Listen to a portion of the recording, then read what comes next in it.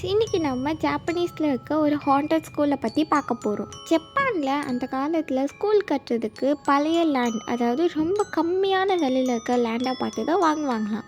எல்லா லேண்டுமே நல்ல லேண்டுன்னு சொல்ல முடியாது, சில லேண்ட் வந்து சுடுகாடாக கூட இருக்கலாம். அந்த மாதிரி கட்டின ஸ்கூல் நிறைய உண்டு.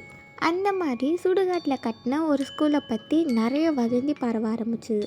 நைட் டைமில் அங்கே தானாக வந்து மெழுகுவர்த்தி ஏற்றுறது, அதுக்கப்புறமா அந்த ஷிங்கில் தண்ணி ஓப்பன் பண்ண ரத்தமாக வர்றது, இந்த படிக்கட்டெலாம் வந்து நம்ம எண்ணி போனால் ஒரு படிக்கட்டு எக்ஸ்ட்ரா வர்றது, இந்த நிஞ்சா டோரியில் பார்த்துருக்கோம்ல அந்த மாதிரி. அங்கே ரொம்ப கொடூரமான விஷயம் என்னென்னா, அங்கே இருக்கிற பாத்ரூமுக்கு நைட்டில் யாருன்னா போனாங்கன்னா யாருமே உயிரோட வந்ததா இல்லையா. இந்த மாதிரி விஷயத்தெல்லாம் கேட்டால் ஒரு புதுசாக ஒரு கும்பல் வந்து அது போய் எக்ஸ்ப்ளோர் பண்ணலாம் சொல்லிட்டு இருப்பாங்கள்ல, அந்த மாதிரி ஒரு கும்பல் உருவாகுது. அதுவும் இந்த ஸ்கூலில் நடக்கிறது இந்த மாதத்தில் 15ஆம் தேதி அங்கே மட்டும்தான் நடக்குமா. இதெல்லாம் தெரிஞ்சுக்கிட்ட அந்த பசங்க அந்த ஸ்கூலுக்கு வந்து நம்ம போவோம் அப்படின்னு சொல்லிட்டு பிளான் பண்ணுறாங்க. பிளான் பண்ண மாதிரியே 15ஆம் தேதி நைட் எல்லாருமே ஒன்று கூட்டுறாங்க. அந்த கும்பலில் மொத்தம் 4 பேருமே பசங்க தான். அந்த 4 பேருக்குமே ரொம்ப ஆர்வமாக இருக்குது, இவங்க சொன்னதெல்லாம் நிஜமாக உள்ளே நடக்குமா, வாங்க போகலாம் அப்படின்னு சொல்லிட்டு அதில் இருக்கிற ஒருத்தன் கூட்டிகிட்டு போகிறான் 4 பேரையும். அவங்க போகிறதுக்கு முன்னாடி வாசல்லே ஒரு சிலை இருக்குது. அந்த சிலையை வந்து 4 பேருமே நல்லா உன்னிப்பாக பார்த்துட்டு போகிறாங்க.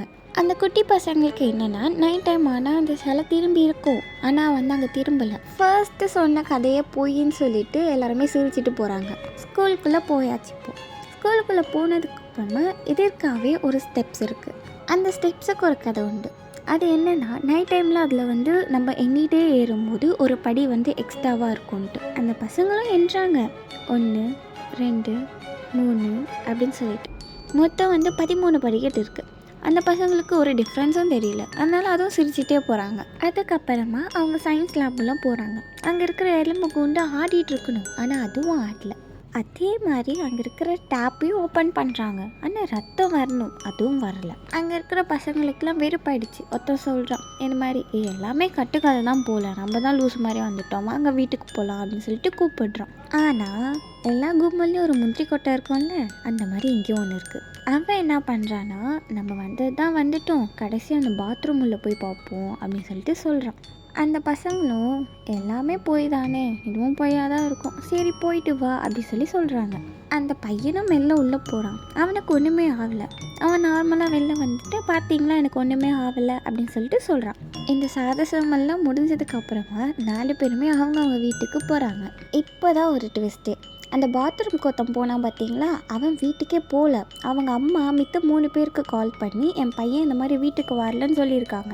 மித்த 3 பேருக்கு ஒன்றுமே புரியல. அது எப்படிடா நம்ம 4 பேர் தானே வீட்டுக்கு போகணும் அப்படின்னு சொல்லிட்டு யோசிக்கிறாங்க. மார்னிங் அந்த பையனோட அம்மாவோட இவங்க 3 பேருமே அந்த ஸ்கூலுக்கு போகிறாங்க. அந்த 3 பசங்களும் ரொம்ப ஷாக்காக வராங்க. ஏன்னா நைட் அந்த சேலை ரைட் ஹேண்ட் சைடில் திரும்பி இருந்தது, ஆனால் மார்னிங் பார்த்தா அது லெஃப்ட் ஹேண்ட் சைடில் திரும்பி இருக்குது. இந்த விஷயத்தை பார்த்துட்டு அவங்க அந்த பிரின்ஸிபலை பார்க்கறதுக்காக போகிறாங்க. அந்த பிரின்ஸிபலுக்கு இவங்க 4 பேர் மேலே செம கோவம். நைட் டைமில் அத்துமீறி அவங்க ஸ்கூலில் நுழைஞ்சிருக்காங்கன்ட்டு. சரி இவங்க இவ்வளோ சொல்கிறாங்களே, நம்ம உள்ளே போய் பார்ப்போம் அப்படின்னு சொல்லிட்டு எல்லாருமே உள்ளே போகிறாங்க. நைட்டு ஏறின ஸ்டெப்ஸ் மேலே திருப்பி அந்த பசங்க வந்து ஏறுறாங்க. ஆனால் இந்த வாட்டி வெறும் 12 ஸ்டெப்ஸ் தான் இருக்குது. இதுக்கப்புறமா அங்கே இருக்கிற அந்த ஸ்கெலிட்டன் பொம்மை அது உடஞ்சிருக்கு. அங்கே இருக்கிற டீச்சர் இவங்களே பார்த்து திட்டுறாங்க, யார் அந்த ஸ்கெலிட்டன் உடைச்சாங்கன்னு சொல்லிட்டு. அதே மாதிரி அந்த ஷிங்கை சுற்றி ஃபுல்லாக ரெட் கலரில் எதையோ தேய்ச்சி வச்சுருக்காங்க. கடைசியாக அந்த பாத்ரூம் ஆண்ட போகிறாங்க.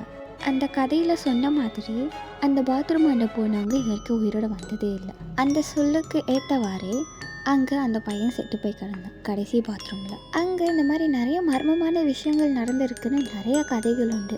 கடைசியில் அந்த பையன் எப்படி இறந்து போனான்ட்டு அங்கே இருக்கவங்க யாருக்குமே தெரியல. அந்த ஸ்கூலில் நடந்த விஷயம் மாதிரியே அந்த பையன் இறந்து போனது மர்மமாகவே முடிஞ்சு போச்சு.